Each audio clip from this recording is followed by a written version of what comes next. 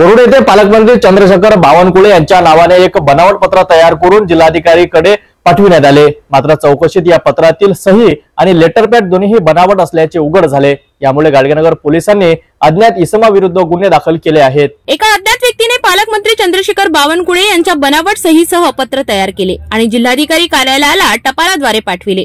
पत्रात वरुड नगरपालिकेतील वरिष्ठ लिपिक गौरव इंगोले यांच्यावरील कारवाई संदर्भात आदेश असल्याचा उल्लेख आहे। पत्र तपासताना जिल्हाधिकारी सौरभ कटियार यांना शंका आली आणि त्यांनी तातडीने चौकशीचे आदेश दिले।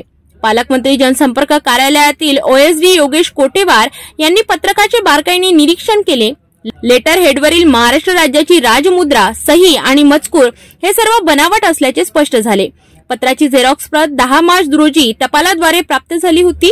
फिर्यादी योगेश कोटेकर याच्या तक्रारीवरून गाडगेनगर पोलीस ठाण्यात अज्ञात व्यक्तीविरुद्ध गुन्हा नोंदविण्यात आला आहे। कलम 318(4), 336, 340(2) अंतर्गत हा गुन्हा नोंदविण्यात आला असून बनावट सही आणि बनावट सरकारी कागदपत्र तयार करणाऱ्या आरोपीचा शोध सुरू आहे। सरकारी अधिकाऱ्याच्या नावाने फसवणूक करणाऱ्या व्यक्तीवर कठोर कारवाई आवश्यक आहे। हा प्रकार उघड झाल्यामुळे प्रशासनाने सतर्क राहण्याची गरज आहे।